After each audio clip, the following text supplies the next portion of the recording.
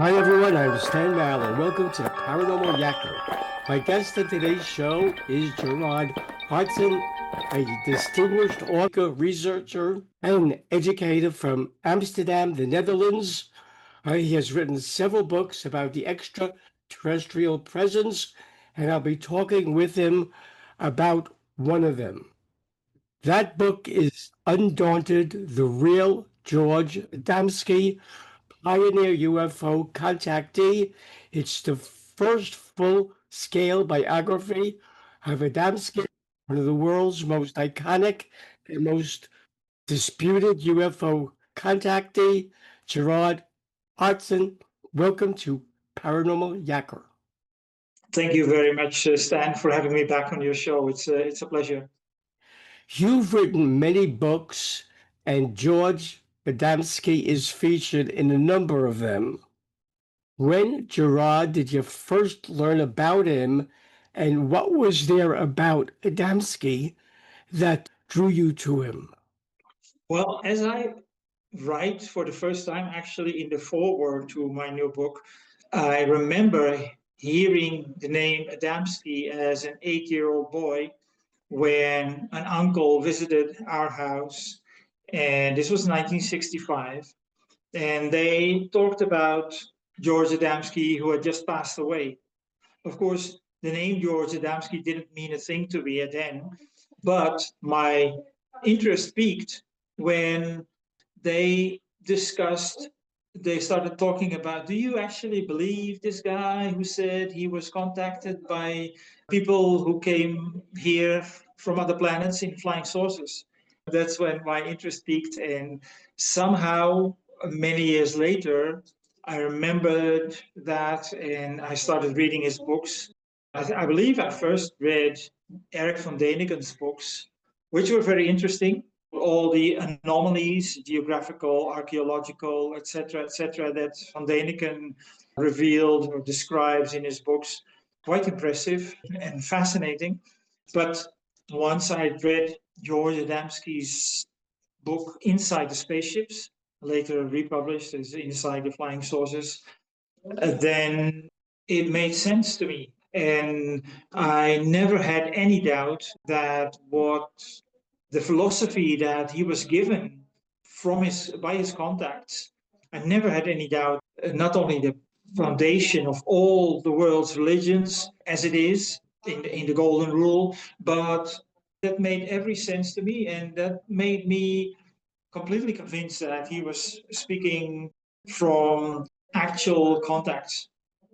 Undaunted is the result of extensive new research on your part about the life, mission, and teachings of Adamski, and includes previously ignored or inaccessible sources. What, Gerard, are those sources? I was fortunate to be sent, when I first started seriously looking into Adamski's work, I found a Japanese group offering, this was a website in Japanese, but Google Translate was already working at the time. So I took advantage of that. They were offering reprints of many of Adamski's newsletters and more obscure publications that were sent only to his network. I was lucky enough to have contacts in Japan, and I asked them for a number of these publications. And rather, they sent me the whole batch that was available from this Japanese Adamski study group. And I used some of it through the years. But when I started working on this biography, I discovered how actually very rich this whole batch of materials was, including correspondence and other things. And when you look into it from a point of view that is based on open-minded interest rather than immediate rejection. Oh, he's talking about people coming from Venus or Mars, so he must be talking nonsense.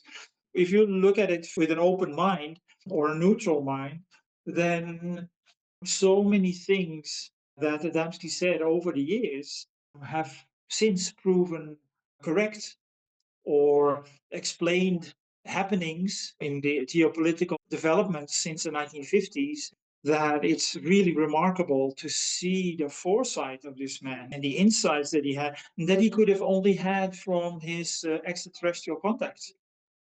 During his lifetime and to this day, there are those who have accused Adamski of being a fraud and dismiss his claims of having contact with extraterrestrials and having been taken to Venus and other planets.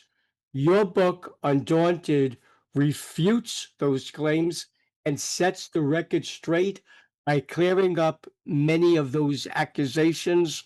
Can you, Gerard, give me some examples? Many have claimed that Adamski jumped on the bandwagon once flying saucers became a big thing in the 1950s. His was the first account of contact with an extraterrestrial visitor that was published about in a newspaper report in the Phoenix Gazette of 24 November 1952. His was the first account to be published in a book form as an appendix to Desmond Leslie's historical overview of UFO sightings and ET encounters, going all the way back to ancient Hindu scriptures. But what's more, he expressed his interest in astronomy, and even in the 1930s, when he was still working as a metaphysics teacher in Laguna Beach, when he had 6-inch telescope installed at the Temple of Scientific Philosophy, his place was called in Laguna Beach. He published an essay in 1946 called The Possibility of Life on Other Planets. He published in 1949 non-fictional account of his explorations of space through remote viewing in 1949 called Pioneers of Space. It has been dismissed, of course, by all the Adamski detractors, but with the knowledge that we have now about remote viewing, technique that has been developed for many, many years, for decades, by Russell Tarr. They worked for Stanford Research Institute. They have shown that remote viewing is a real thing.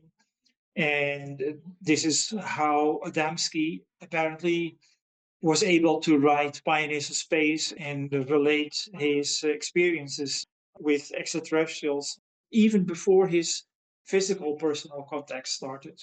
In addition, he also took the first photographs of actual craft in space against the moon, the face of the moon, from 1947 onward. So there was no jumping on the bandwagon for Adamski. He was the bandwagon. People over and over have said that he was only in it for the money. He never had a big budget. He never owned any property until he moved to Carlsbad at age 70 or 71. He made losses on his first book. He received thousands and thousands of letters after the publication of Inside the Spaceships, and all of them were answered. All of them were replied to at the cost of postage stamps from 5 cents to 50 cents to international postage. Donald Keyhoe, the famous UFO researcher in the 1950s and 60s, he was one of the first to call Adamski, denounce Adamski as a hamburger flipper. And America was built on the little folk who do manual work. So if I were a hamburger flipper, I would have reason to be proud of it. But yes, I contributed to the roadside cafe that was operated by his student and supporter, Alice K. Wells. And it goes on and on with these little petty things that detract from the substance of his work. What you just said, Gerard, is a perfect lead into my next question. Adamski is said to have been the intermediary in setting up meetings with extraterrestrials and two U.S. presidents, Eisenhower and Kennedy, which you mentioned. Do we, Gerard, know the reasons for those meetings, what transpired at them, and perhaps most importantly, was anything accomplished regarding interplanetary relationships between us Earthlings and our galactic brothers and sisters? At the end of the 1940s, early 1950s, governments especially the US government being the only superpower at the time after in the wake of World War II, with Russia, of course, following quickly with the development of their own nuclear weapons. But it seems that the extraterrestrials, the space visitors, approached the US government and probably also the other nuclear governments with the offer of, if you abandon your nuclear fission technology, weapons testing, etc., we will help you with free, clean, unlimited source of energy. That offer, building up or height of the Cold War, the tensions between the so-called free democratic West and the communist East, was rejected, as we all know, or else we would be living in a different world right now. Unfortunately, that has led to a gradual, actually quite fast build-up of the nuclear threat, the threat of nuclear annihilation, which culminated first in 1961 in the Berlin Wall crisis and in 1963 in the Cuban Missile Crisis. Both of these crises, according to George Adamski, and also according to one of my personal sources, Benjamin Graham, as an exponent of the Ageless wisdom teachings, who had constant contacts with one of the masters of wisdom, one of the elder brothers of humanity from this planet. He confirmed what Adamski had said, that these crises were diffused by the interference of the space brothers, the space visitors. They were able to diffuse, to withdraw the energies from the tension that was rising and building up. So that was during Kennedy's reign. Adamski himself also mentioned a few examples during the Korean War and the early days of the Vietnam conflict, to the same effect, where dangerous occasions that would lead to dangerous culminations were diffused by the interference from the space visitors. And of course, there are no newspaper reports. There are some reports about that would again circumstantially confirm these situations. For instance, the damage to the USS Gardiner's Bay, and the space visitors launched two missiles, not for offensive purposes, but to distract from the tensions in the conflict. But that made so much impact in the water that the hull of the USS Gardiner's Bay was damaged, and after a few months, it had to return to San Diego for repairs. So these circumstances that seem to confirm Adamski's statements, and of course, in world developments, we see how when Adamski came back from meetings with extraterrestrials, with I believe December 1961, he said something to the, or was it 62? He said something to the effect, watch for the effects of the Space Brothers' interference in world developments. And not long after, the whole Cuban crisis was resolved. It was through the mediatorship of the Space Brothers, who had envoy in the diplomatic service in the US government, who advised President Kennedy in case of the Cuban Missile Crisis. And that inspired Kennedy to say the right things at the right time to the Russians, and both parties decided to step back rather than blow up the world. And I think the case I make based on Adamski's statements after his meetings with extraterrestrials, research by Jeffrey Sachs, confirmation from the esoteric source of Benjamin Graham's contacts with Master of Wisdom, I think I make a strong case that shows Adamski's the authenticity of his contacts. According to Adamski, a number of potentially catastrophic events here on Earth were averted due to the invention of space brothers from our own solar system, and you told me about them in the interview. Question I have for you is, now, with so many dangerous conflicts now taking place around the globe, why our space brothers not intervening? Have they given up on us, or are they intervening and we're just not privy to it? One aspect in which they are intervening constantly since the invention of nuclear fission technology is the neutralizing of nuclear pollution, which escapes the present day instruments of our current science.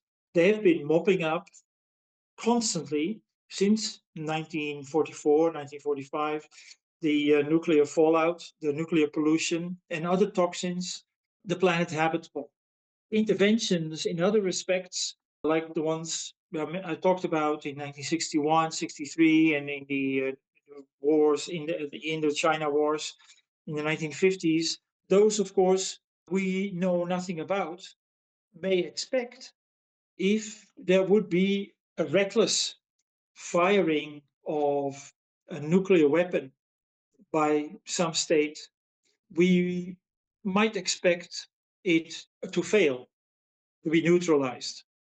We know from testimonies by US Air Force personnel that sightings of UFOs have coincided with disengagement of nuclear weapons in US bases for many years.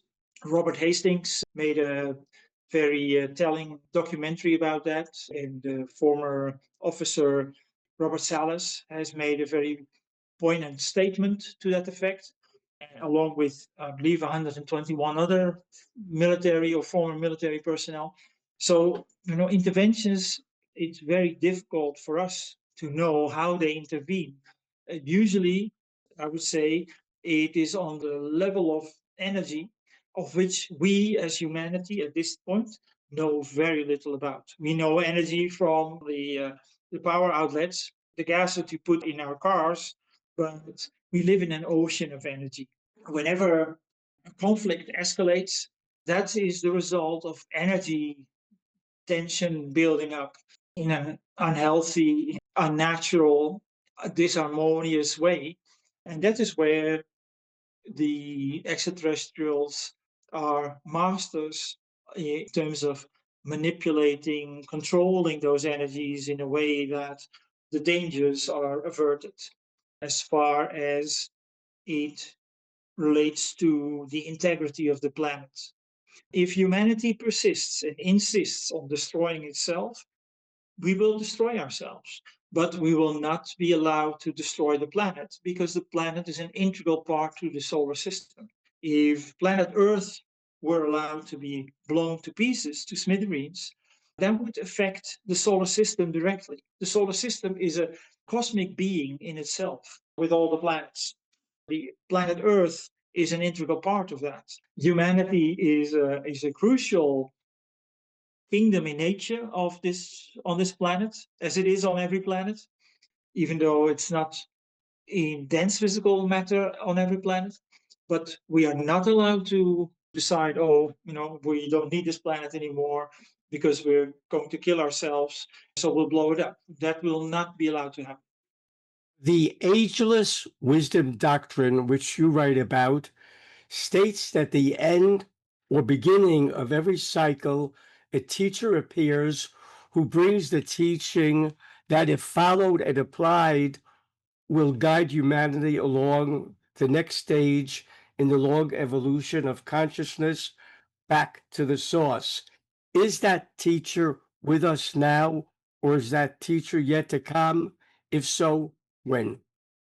It's not only the Ageless Wisdom teaching, by the way, that states the Ageless Wisdom teaching knows this as the law of cyclical return. Every cosmic cycle sees the appearance, emergence of a teacher. Every single major world religion has its own expectation of the appearance of a new teacher. The Christians wait for the second coming of Christ. The Jews are still waiting for the Messiah. The Buddhists are waiting for the fifth Buddha, Maitreya Buddha. And the Hindus wait for the 10th incarnation of their god Vishnu, or Kalki Avatar, at the end of the Kali Yuga, the Dark Age. and sections of Islam are waiting for the 12th Mahdi or Muntazar. So it's a very universal expectation, even though the names differ. According to the latest exponent of the Ageless Wisdom teaching, the books by Benjamin Graham, this teacher for the New Age, who will fulfill the expectation of all the different religions, has been in the world and ready to emerge since 1982. He's known by the name of Maitreya, the Buddhist name. He is actually the avatar who comes at the end of the Hindu Kali Yuga, the Dark Age, where immorality is seen as ethical, and lies are seen as truth. The whole world is upside down.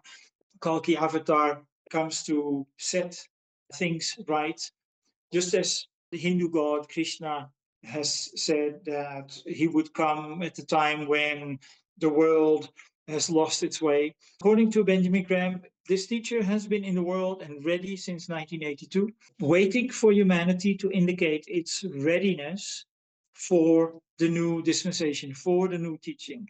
Interestingly, George Adamski in 1955, based on the fact that the space brothers, the space visitors, are here to initiate transformation of the world, said this transformation will take about 30 years. We must get rid of the old before the new can come in. 1955 plus 30 years would be 1985. Adamski's information coincided also in that respect with Benjamin Graham's information, which I found very interesting. It shows, of course, people will say, oh, see, Adamski's forecast or expectation didn't hold true. Benjamin Graham's forecast anticipation didn't happen. So they were deluded, or they were frauds, or they were prophets not to be believed. However, if we look at it from the point of view, broader view of life as the evolution of consciousness, both Adamski's mission and Benjamin Graham's mission were meant to prepare humanity and allow humanity to respond at the earliest possible moment to avert the really difficult times that we are going through now on a global scale. Humanity responded sufficiently in the 1950s. In one of my books, I published a photograph of the audience at an Adamski lecture in Detroit, 1954, I think. 4,700 people were completely mesmerized by his story. Very impressive photograph. Had a sufficient part of humanity responded in such a way that the governments had felt compelled to open up about the extraterrestrial, the history would have looked very different. Had a large enough number of humanity responded, and the press representatives of humanity responded to Benjamin Graham's message in the early 1980s, the world teacher, as he's known, would have been able to step forward at that time. And we could have avoided not only millions and millions of deaths through unnecessary starvation, poverty, preventable illnesses, etc., wars of choice, wars for resources, then we would live in a different world. Yes, you can say, well, these predictions didn't come true, but they were, and both Adamski and Benjamin Graham had said, it all depends on humanity's response. If humanity is not ready, nothing will change. So there you go. And I find one after the other circumstances, situations where Adamski's information and Benjamin Graham's information coincide. They are two missions, in my view. They are both based on the notion of the evolution of consciousness. We are going through a crisis of consciousness at the moment. We have lost sight. Adamski says that, Benjamin Graham said that, and many other people far wiser than I am, far more well-informed than I am, have said that we've lost sight of ourselves because we have become so ingrained, conditioned by the false sense of separation, the belief that we have to compete to get ahead of my neighbor or the next person, my colleague. And it's nonsense. We are scientifically, religiously, in every respect, we are interconnected. Science confirms that. Religions confirm it in the Golden Rule: do unto others as you would have them do unto you. We have it enshrined in the Universal Declaration of Human Rights.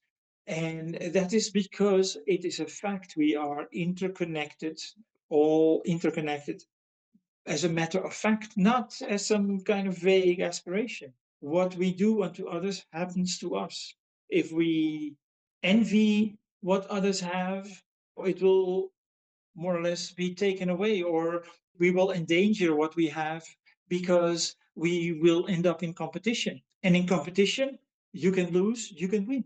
So either we cooperate and we will flourish, or we continue to compete and we will destroy ourselves. Should viewers of Paranormal Yakker want to buy Undaunted, the Real George Adamski, Pioneer UFO Contactee, and also learn of other books you've authored, how, Gerard, can they do that? This is available on Amazon, Barnes and Noble, Waterstones, any major online bookshop.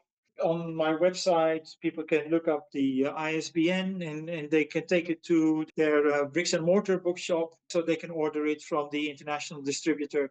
My website is bgapublications.nl. It's in English. There's a complete overview of all my publications. This book, by the way, is also the first book that I published as an e-publication, ebook.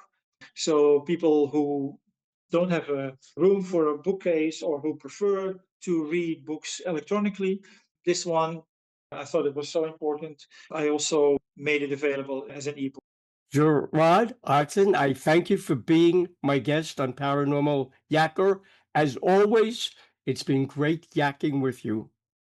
The feeling is completely mutual, Stan. Thank you very much again for having me. Hi, everyone. This is Stan Mallard of Paranormal Yakker. I hope you enjoyed the interview you just watched. So that you don't miss any upcoming shows, be sure to subscribe to my free YouTube channel. To do that, just press the subscribe button on your screen.